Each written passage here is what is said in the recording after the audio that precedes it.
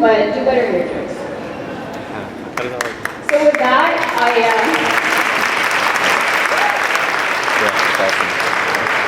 So I want folks to think about moments where they've been a part of this problem of sexism in our communities. Again, whether you were a victim, whether you were a bystander, whether you may have had a hand in it or without realizing it, and the way that it permeates through our community and it affects the way people grow as Muslims and as leaders, as students, as brothers and sisters and sons and daughters and everything else that we identify as. So I'm going to hand off or start the conversation with the rest of our esteemed guests by introducing them, inshallah. Starting with, from my right, Sunnah, we have with us Ustada Maryam Amir Ibrahimi. So briefly,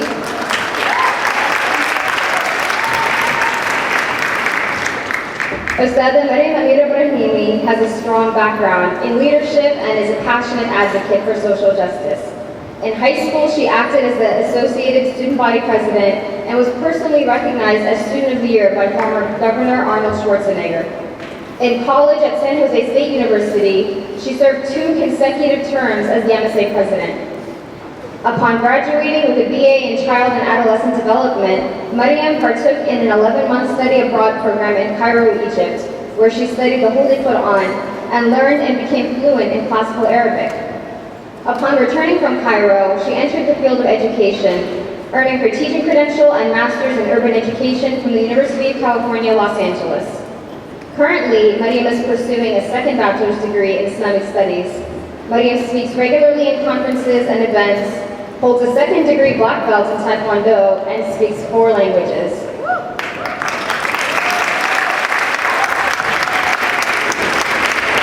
Y'all know, no messing with her. It will come back for you. Continuing to the right, we have with us Sister Dalia Mogahed.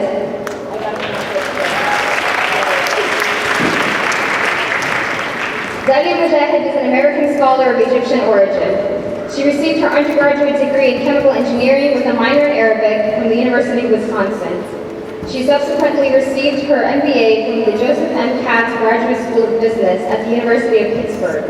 She is the Director of Research at the Institute for Social Policy and Understanding, ISPU for short,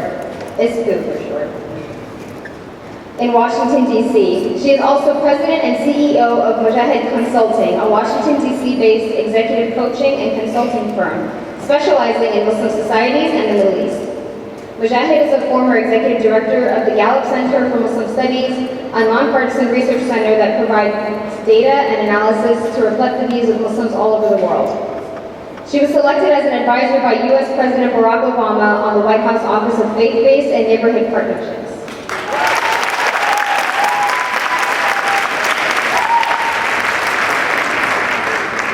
And last but not least, Chef Jamaal Diwan was born and raised in Southern California. He received a bachelor's degree in Third World Studies from UCSD in 2005.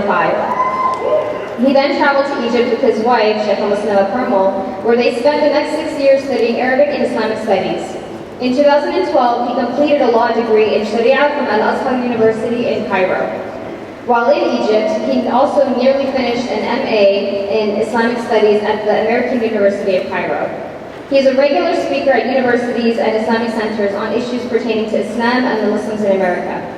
In 2014, OC Weekly chose him from among Orange County's most fascinating people, and the OC Register chose him from the top 100 most influential people in Orange County.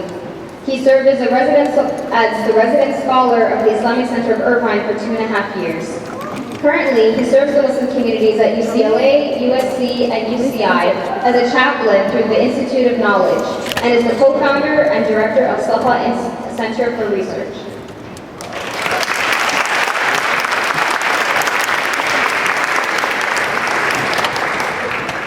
I'm going to stop talking so we can continue from our scholars, inshallah. I want to pose a question to the ladies on stage. How do you understand your role as a Muslim woman within Muslim community and in greater society?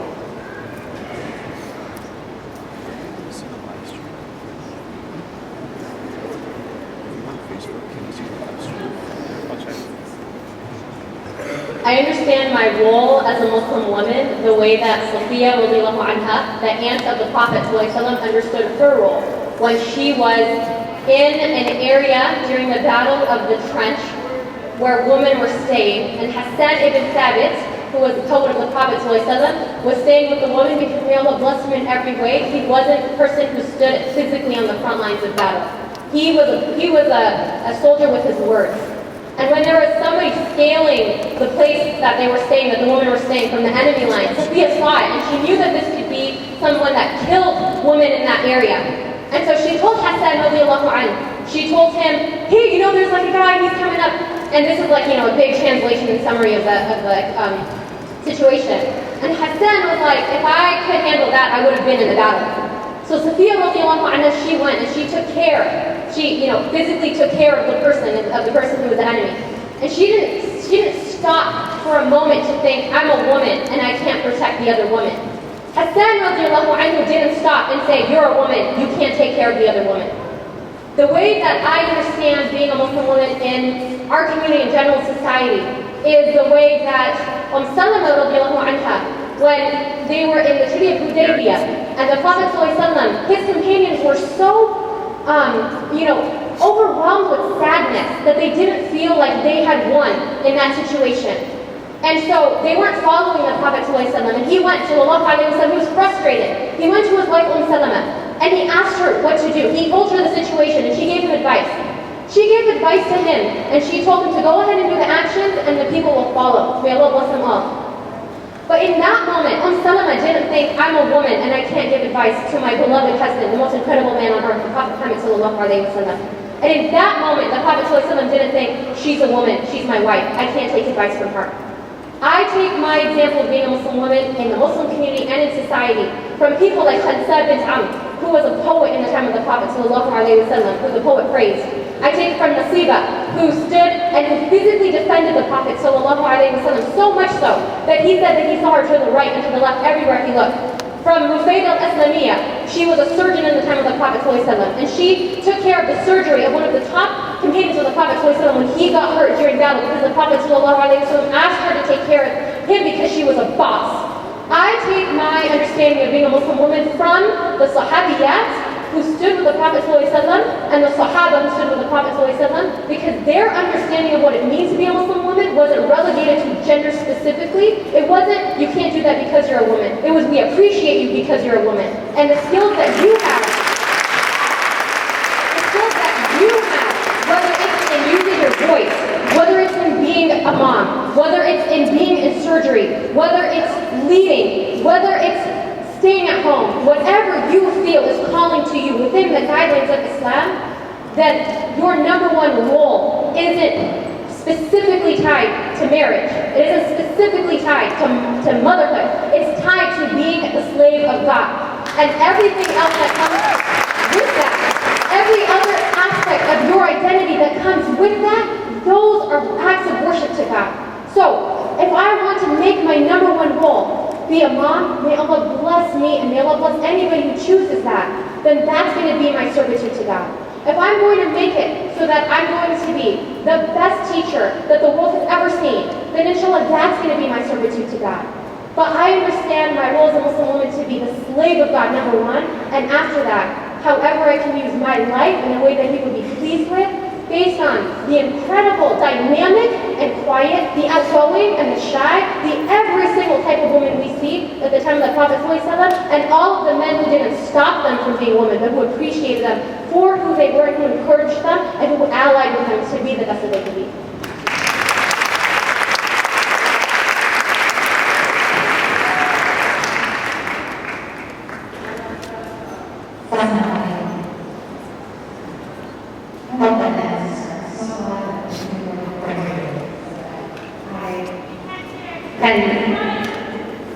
Okay, I'll try to speak up so I can build on that.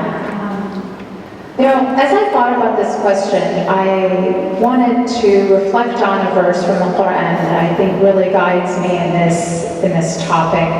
Bismillah ar-Rahman ar-Rahim, وَالْمُؤْمِنُونَ وَالْمُؤْمِنَاتُ بَعْضُهُمْ أَوْلِيَاءُ بَعْضٍ. That the believing men and the believing women are guardians of one another. awliya ubad. And when you think about the word wali, it's a guardian, meaning someone who protects the other, someone who stands up for the rights of the other. And this is actually the Quranic relationship that men and women should have. This is how Allah has prescribed for us to relate to one another. This relationship of mutual support, of having each other's back, of standing up for each other's rights. It's such a beautiful, symmetric relationship. And what I really find interesting about this specific ayah is the context. This is actually in Surah Al-Tawbah. Surah Al-Tawbah is a surah that talks about jihad. It talks about the Muslim community being in a very precarious situation, a Muslim community that is under threat. And yet it is in this surah, within this context, that this description of the relationship between men and women is given. And I think that's very significant, because oftentimes the idea that women or other groups would sort of say, you know, we don't think we're being treated right by the community, and the response to that is, you know, how dare you even bring this up when there's so much for us to deal with, when there's so much attack from without.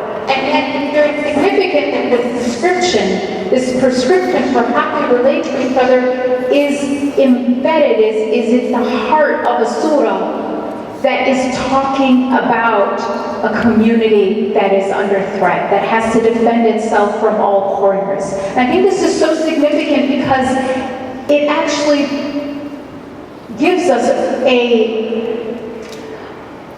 window into how to fortify our community when we are under threat. If we are fractured within, if we are not respecting the rights of the most vulnerable within our community, we are never going to be able to withstand the attacks from outside. And I think this is really at the heart of it. The idea that because there's Islamophobia, we can't talk about inter-Muslim issues is actually a false dichotomy.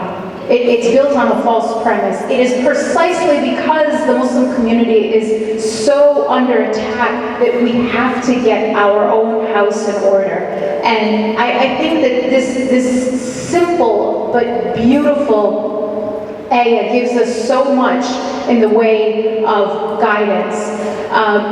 You know, it goes on to say, describing these believing men and the believing women, first as awliya to each other, standing up for each other's rights, representing each other in the way that the other would want. And it's not men are the guardians of women, but that women are the guardians of men. They are guardians of one another. And they enjoin what is right and forbid what is evil. They are working for a better society together. There's this cooperative spirit that is imbued in this ayah, telling us, you know, something like an MSA is a perfect vehicle to manifest and to live out the values that are communicated in this ayah. It's not a relationship of hierarchy, but a relationship of mutual respect. So when I think about my own role as a woman, this is the ayah that really animates my perspective when I am working on behalf of the community. I see my male counterparts as people that I expect to have my back and that ones that I will support. And I completely agree with Maryam when she says that I really do think of myself first as a servant of God. And I think this is incredibly important because there's so much pressure on women, especially, that they are valued and described in relationship to other people. They are a wife, they are a mother, they are a daughter.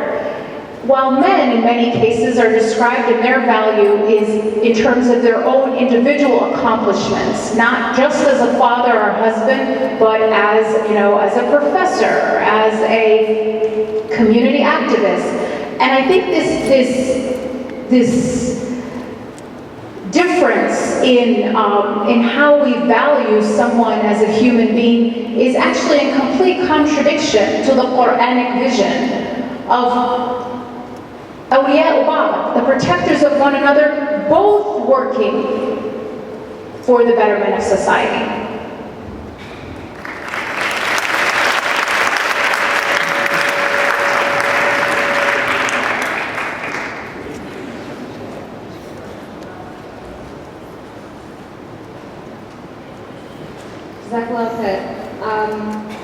I then want to ask, this question is close to all three of you, but I'd like the women to answer first. I'd like to ask, what are the challenges that you may face in your work and in the Muslim community in relation to sexism?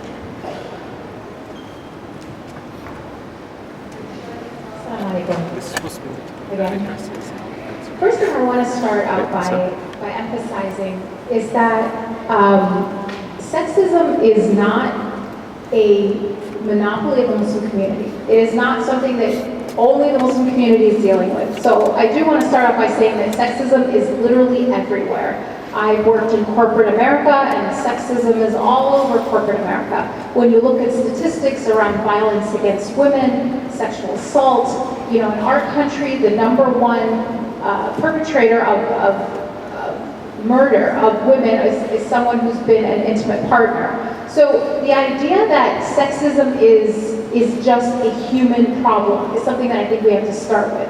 And I hope that realization helps to perhaps take down some of the feelings of maybe defensiveness when we talk about this issue. It is not a Muslim problem, it is a human problem. And so what are some of the challenges that we face in our community as human beings? I started to talk about, one is this idea that women are valued in how they relate to others rather than how they stand as human beings. And I think that that's really the foundation of where a lot of other problems come forth. The second is that there is a false connection that we are making between piety and the exclusion of women. And where mosques are sort of viewed by some people as like a men's private club, rather than a place of building community where everyone has to feel included. At ISPU, the organization that I direct research for, we just did a major study on mosques and how to make them more inclusive, especially for women, converts, and young people. And when we did focus groups specifically on the issue of women, what we found is that what women wanted was actually just their most basic rights that they were actually denied. They wanted access to the imam. They wanted equal access to educational opportunities. They wanted to just simply be included in the normal life of a masjid. They wanted a role in decision making. Everything that people were saying they were denied and was causing their alienation were things that were actually completely guaranteed to women ever since the dawn of Islam, as Maryam explained. So I guess, just to be very brief, sexism is not a Muslim problem, it's a human problem. And the manifestations of sexism in our community really have to be dealt with because they are in contradiction to our faith.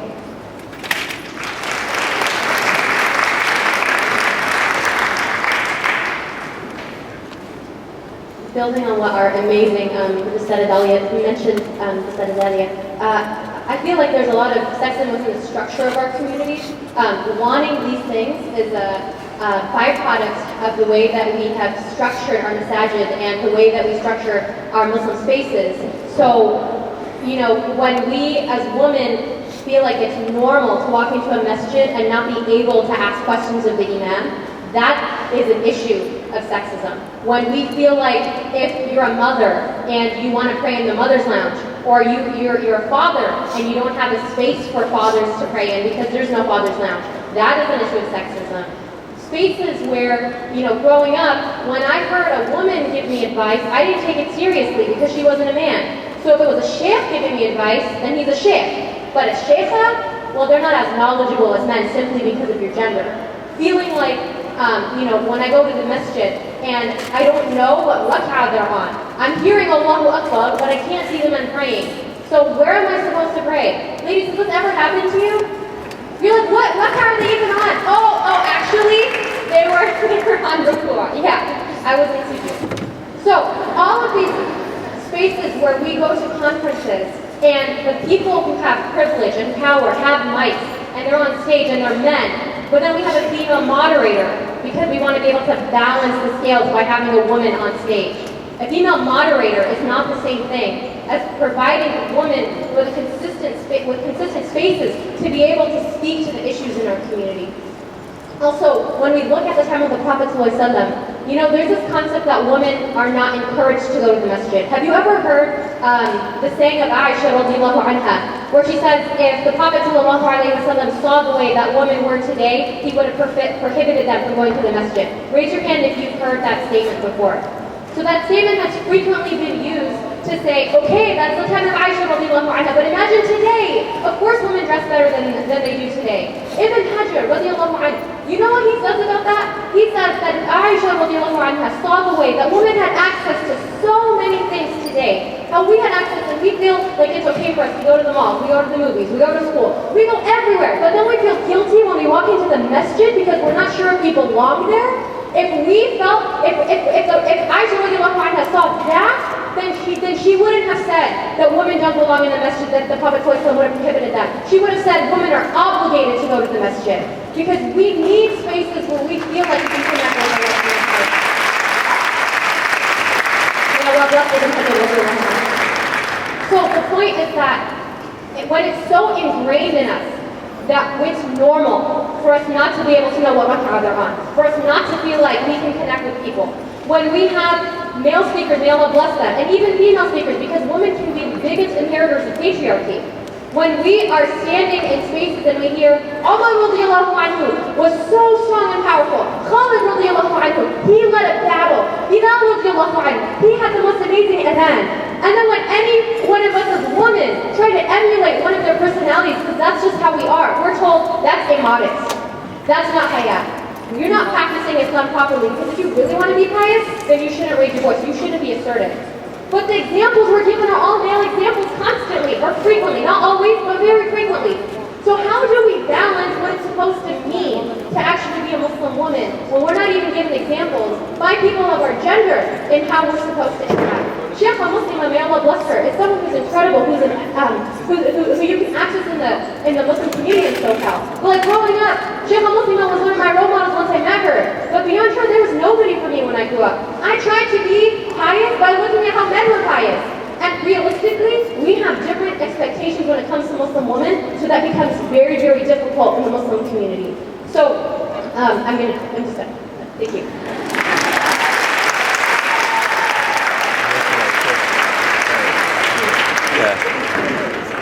Sheikh, I did pose the question to you, but I also know that you're a man of few words. Would you like to add to the question? So the question, to repeat it, what are challenges that you may face in your work and in the Muslim community in relation to sexism? See, there you go, perfect. Okay, assalamu alaikum. Bismillah. So, for those of you who know us, we kind of, you could say we have an old dog in this fight. My wife was speaking at MSA West and many other places before that was a common thing for women to do. And also coming from a community that tends to be a little bit more conservative on a number of issues than, for example, the Orange County or Los Angeles community. And we definitely faced a number of difficulties with that. But how do I, particularly in my work, deal with it?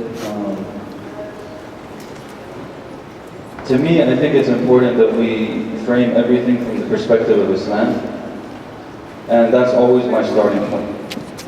And that was my starting point from the very beginning of me having to deal with these issues after we got married. Because people would come to me and they say, well, don't you have a problem with your wife speaking in front of men, and don't you think this or that? There was a time when a sheikh wrote a letter and then he asked my wife, who's your teacher? He wrote the letter for her and he gave it to her. They spoke on a panel together. He gave her the letter and then we took it back to San Diego, and it was written in Arabic. We didn't speak Arabic at that time. So we gave it to one of the sheikhs and he's like, oh, okay, you know. Then we showed it to Sheikh Taha actually, you know, who was here yesterday.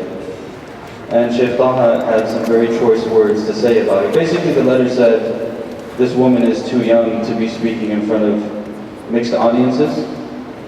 And so alhamdulillah, we've had, I think for us, we've been very blessed in the sense that there's been struggles, but we've been part of institutions that have supported us in that path. So initially it was Sheikh Taha in San Diego was a big proponent of being able to have that space. Mass very often gave Muslim a space to do that. And then alhamdulillah, when we were able to study in Egypt, that was a good opportunity. When we came back and I worked in the masjid under a president who was a woman. The president of the masjid was a woman. We had prayer space downstairs in our masjid for women. We had women, especially elderly women, pray downstairs in Ramadan even. We made a little spot for them, right there in the musalla in front of, like right next to the men with a little bit of a barrier, because that's all we could do. And I thought people would have a problem with it. They didn't have a problem with it, alhamdulillah. And then now we're in the MSAs. And for MSAs, this tends to be less of an issue than other places. But, you know, we want to build communities that are healthy. And we want to support people in their expression of Islam in a way that will be beneficial to the entire community. I mean, look around the room. It's about 2 to 1, right? For male to female.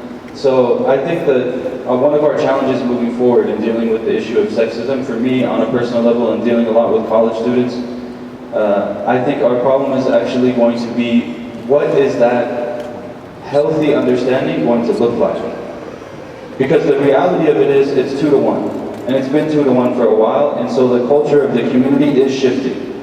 And 10, 15 years from now, you're not going to have the same perspectives that you had 10, 15 years ago. But the question is it still going to be something that's acceptable in Islam? So we had maybe perspectives that took too narrow of a look at it, but we don't want to eliminate the whole body of guidance either. And so this is one of, just on a personal level, one of the questions that we struggle with, but alhamdulillah, we just do our best.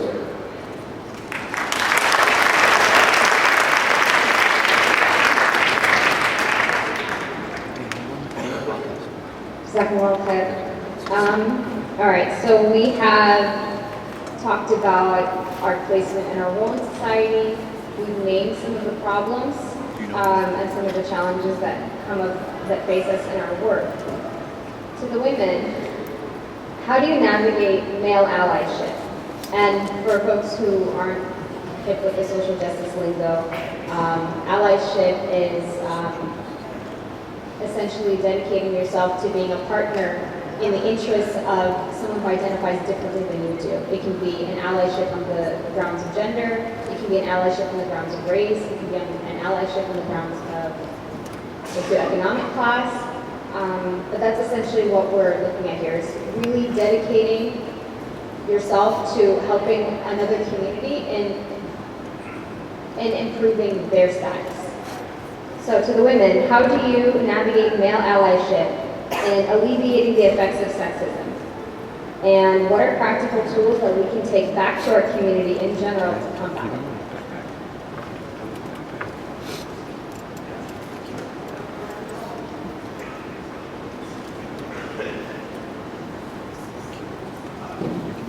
The first step I would take is looking at personal responsibility. These are some of my favorite narrations ever that I'm going to share with you, which you might have heard from me a million times. Al-Fadl radiallahu anhu, he was the cousin of the Prophet ﷺ. He was sitting with the Prophet ﷺ on a riding animal when a beautiful woman came up to them to ask a question. And there have been so many times in my personal life where I have been told that I am a fitna. That means a temptation. When I've been told that as a woman, I shouldn't be in this space asking questions, and I should find my dad, my brother, anyone else who can ask that question on my behalf. There have been times where someone has made a general statement when myself and a group of sisters walk into a halaqah of knowledge and they said, oh, here comes the fitna. These messages are frequently the ones that I internalized as I try to navigate what it means to be a practicing, I didn't use to be practicing, but someone who conscientiously is Muslim in our society today. And hearing those things was very psychologically damaging to me because I went from somebody who thought that my relationship with Allah is based on my actions to somebody who carried the weight of if a man has a sinful thought about me, I don't want to use the word sinful, that's not right, but has a thought about me that's not necessarily appropriate, then I'm the carrier of that guilt. I went from somebody who felt like I was empowered to ask questions and to study, from somebody who was terrified that in some way my presence could cause somebody who's conscientious of God to stop thinking about God. And that is not the message that the Prophet ﷺ has taught us. When this beautiful woman came up to the Prophet ﷺ to ask a question in the time of Hajj, Al-Fadl started checking her out, may Allah bless him. She was beautiful and he started looking at her. And the Prophet ﷺ didn't tell her, go back and ask a male to come and ask your question. He didn't tell her, cover your face so that Al-Fadl isn't attracted by her beauty. He didn't blame her at all for being beautiful. He turned Al-Fadl's face away. He taught him how to have personal responsibility in having interactions with women, even if he was attracted to them. And that teaches us that as a community, we need to teach personal responsibility for men and for women. That it is my space to ask a question, whether or not someone else might be uncomfortable with that. And it is my space as a male ally to provide spaces for women where they won't feel uncomfortable asking a question, where they won't feel like they're being checked out, where they won't feel like the space isn't theirs as well. In that one interaction, the Prophet ﷺ taught us that. We all have personal responsibility in dress and lowering our gaze. There are guidelines that Allah subhanahu wa ta'ala has given us for how we can interact as allies. Allies are people who get your back. They're not people you're terrified of. They're not people who assault you. They're not people who hurt you in some way. They have your back because they're your brothers. And they have your back because they're your sisters. And the Prophet ﷺ teaches us personal responsibility in that matter. The second thing is that fear doesn't create policy. In our community, we are so terrified of gender relations going wrong that we segregate and isolate instead of teach how to professionally interact. And in the time of the Prophet ﷺ, Shaykh al-Muslimah taught me this beautiful narration of Ibn Abbas radiallahu anhu, who narrates that there was a beautiful woman who stood in the back of the Prophet ﷺ's masjid, and a group of young men, of Sahaba, who would walk into the masjid. And in the Prophet ﷺ's masjid, there was no barrier. So they would go into the masjid and she's in the front row and they would pray in the back row. And in Salah, they would look under and check her out, may Allah bless them and forgive them. And they're the companions, they're the greatest ever. And yet, subhanAllah, the Prophet ﷺ didn't enforce a policy that now this woman shouldn't come to the masjid anymore. He didn't blame her. Versus in our community, women are the ones who are frequently punished when there is a mistake that happens. There wasn't a wall built. There weren't, timings that she was only allowed and he wasn't allowed. The other men, quite the opposite. SubhanAllah, there were women who would stay in the masjid, who would pray in the masjid, who would have, physical things that happen to women monthly. And then there were traces of being human in the masjid, of men and women. Policy wasn't created because of the fear of what might happen. Policies are created by what the Prophet ﷺ has created as policy, what Allah subhanahu wa ta'ala has given us as guidelines, and in our different societies and communities, those are applied in different ways based on the guidelines that we have in that culture of that community. But what's important for us to recognize in terms of navigating this space is that just because someone is afraid that something might happen, that one person can't create a policy that's going to affect more than half of the entire masjid. And it's important for me as a woman to recognize that when I hear things that hurt my iman, that cause me to question whether or not Islam is the truth, that's not all of Islam. That's one person presenting one thing. And it's important for me to recognize that's not necessarily my religion. That might be one opinion. It's important for me to study. It's important for me to be mentored and recognize that all of the things that have come addressing women have only been to empower us, never to oppress us.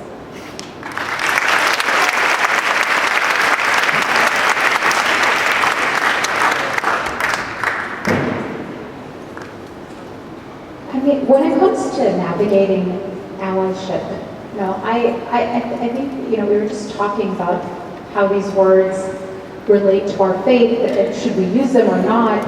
And I think it's interesting because the concept of allyship was perfectly encapsulated in the ayah that I mentioned in the beginning, awliya ubad. This is the idea of being allies to each other, being guardians of each other's rights. And it really goes back to the concept of justice. When brothers and sisters, it is not specific to women. It's not specific to any one group. It's about justice. It's about being told and ordered to stand on the side of justice, bear witness to justice, even if it's against yourself, even if it's against your kin, whether it's against rich or poor. And interestingly, in that same ayah, we are warned that if we swerve toward bias, or if we turn away, or if we stand on the sidelines, then God is knowledgeable of everything we do. When it comes to women and their place and their rights and their access, it comes down to a question of justice. And when you're on the side of justice, it means it doesn't matter who this issue is about. And you have to have the courage, when it comes to this idea of allyship, the courage to withstand what might be criticism from your peers. When I talk to even shuyukh, sometimes they will hold an opinion in private that they don't want to say in public. And when I ask them why, they'll actually say because there would just be too much of a backlash from their peers.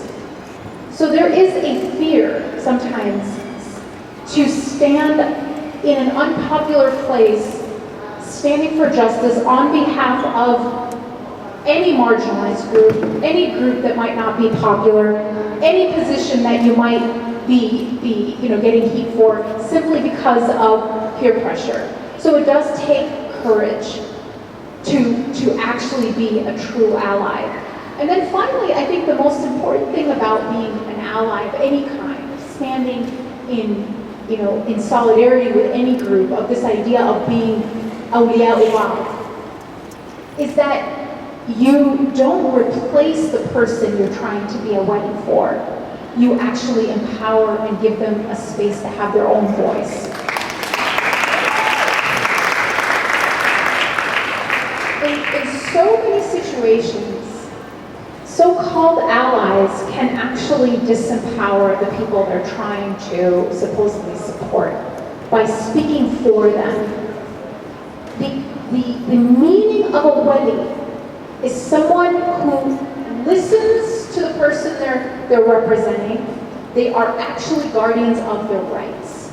They are not trying to substitute them and speak for them. I've been, interestingly, I've been on conference calls where I'm trying to get my point across, and some of my male colleagues, well-intentioned, are sort of speaking over me in an attempt to explain what I'm trying to say, even though I'm right there, and they're actually misrepresenting what I'm saying. But this idea of allies listen more than they speak, and they don't marginalize or silence, they actually amplify and support.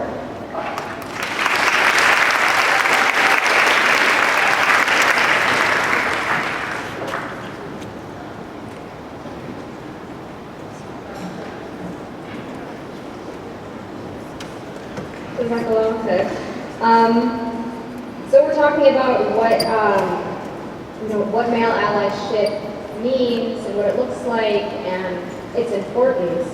To Sheikh Jamaal, how do you navigate being a male ally in female empowerment? And what advice do you give to young Muslim men?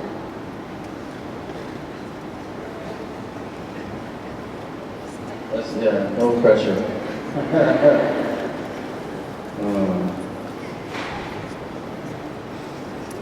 So, I actually haven't thought through these very much because my initial intention was to not speak on the panel. And then my wife didn't feel up to it this morning, so she made me go.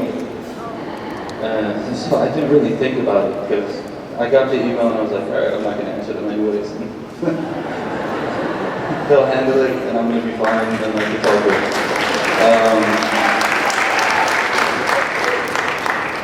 So now I'm stuck.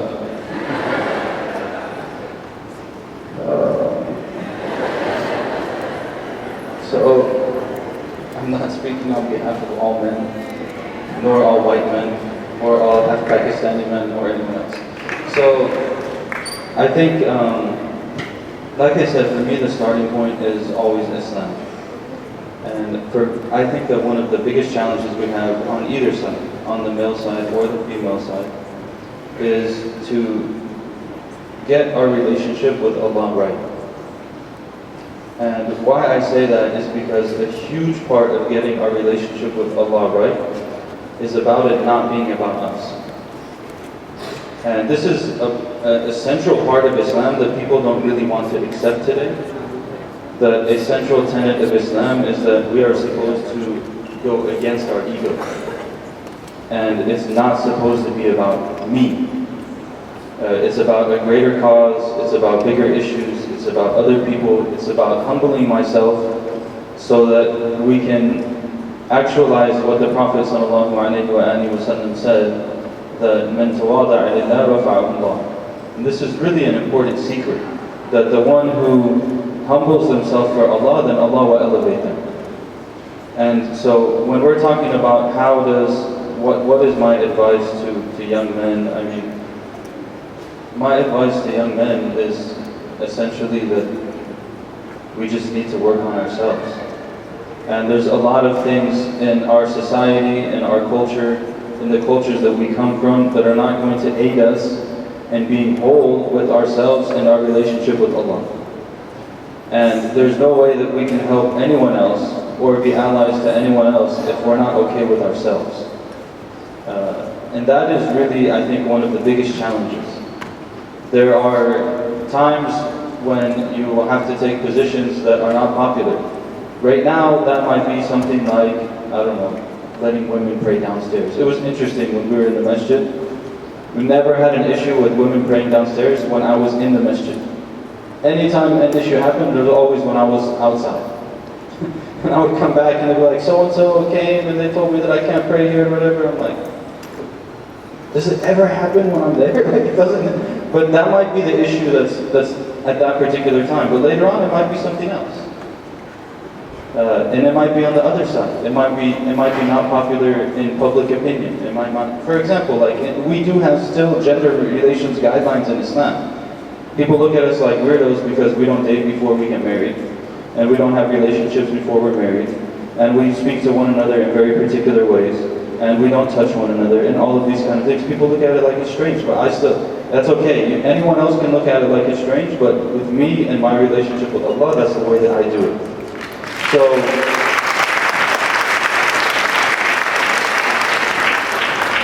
So I think really one of the core issues, again, is to ground ourselves in our relationship with Allah. That's largely a spiritual issue. It's also an intellectual issue. Sometimes a limited exposure to the intellectual history of Islam will make it difficult for us to ground ourselves, because we're perceiving that Islam is something that it's not, and then it becomes a fitna for us. But in any case, we have to really ground ourselves. We ground ourselves in the example of the Prophet ﷺ, then that is the best grounding that we can possibly have. And that will give us the strength that we need in order to move forward. And that was always the issue for me. Right? People would say this or that or whatever. I said, look, I don't care. As far as I understand from Islam, there's certain conditions for my wife to be doing what she's doing. And as far as I understand, she's fulfilled them. So now it's on you, it's not on her. But there are conditions. Right? That's why I said it's not always popular. But there are conditions, and I felt that she had, she felt that she met those conditions, and we were good with it, whatever. So I think that for me, that's the big point. What do I tell men? Is that we have to not be so fragile. And I don't mean that for men. It goes to both sides, right? Because if we're not grounded in our relationship with Allah, we're all fragile. We're all pushing and blowing in the wind wherever it's going to go. The only thing that keeps a person firm is that connection with Allah. So this is the most important thing. We ask Allah to give us strength, inshallah.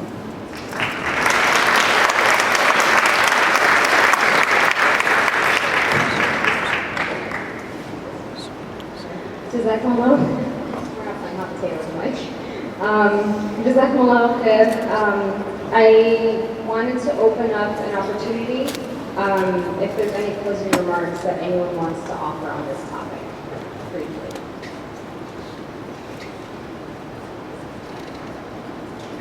Okay, so forgive me, this is a shameless plug, but I do want to let you guys know, since we are on the topic of gender and gender relations, my sister, Yasmin Mogahed, has her first dinner lecture event on what to look for when you're seeking a spouse. And it's January 22nd in Anaheim, California. You can go on her website, Yasmin Mogahed, everyone should probably know that, and find out more information on how to buy tickets. So if you are in Southern California, I highly recommend taking part in this. I think it'll be really important, really interesting on what to look for and how to avoid common pitfalls when you are seeking a spouse.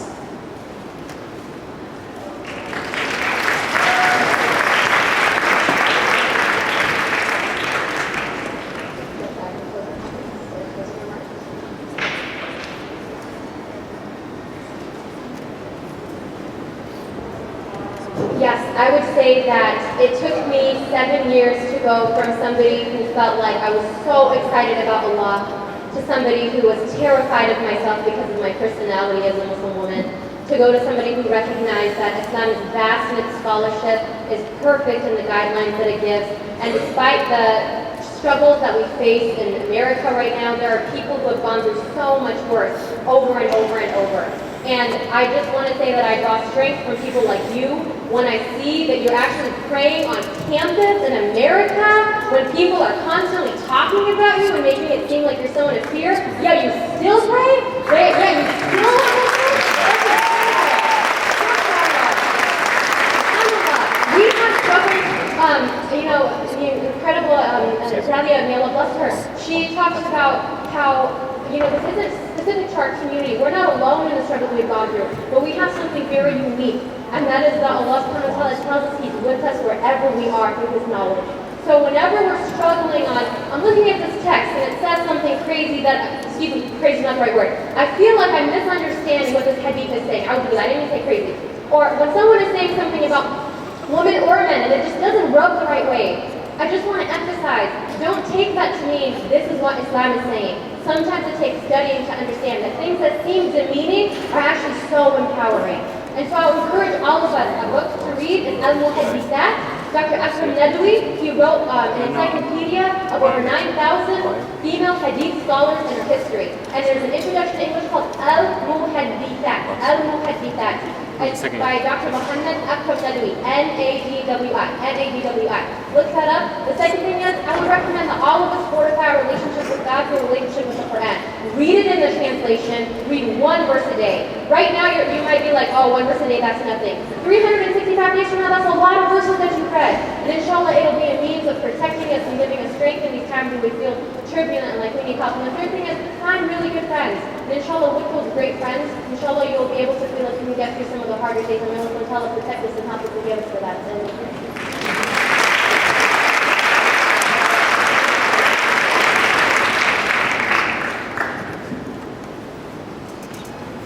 I would just say that this is obviously a big topic, and for most of and there's a number of big topics that are very important for us to discuss as a community. I would just encourage people to remember that these conversations and the practical consequences and improvement upon them are ongoing conversations, and they're not going to be solved overnight, and they need really sincere and genuine interactions between all parties involved. And so part of that is making sure, like Ustad Maryam mentioned, to have good friends and to have good company and people you can look up to. It doesn't always have to be a sheikh or something like that, but it's important to have people who are serious about Allah in our lives, who we can look up to and we can feel like they are a good example of a healthy relationship with God, but they're serious about God. And those people are invaluable in our lives, especially as we're trying to navigate and move past and improve upon any number of the challenges that we're facing. So that's all.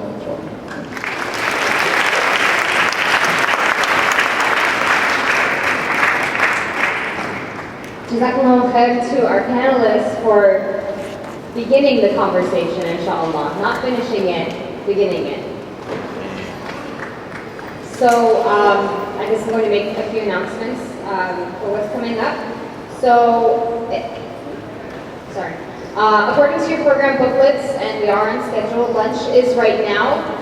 If you have the event-based app on your phone, it has the schedule in there. It also gives you your dining options, since most folks will be wanting to go off campus, inshallah.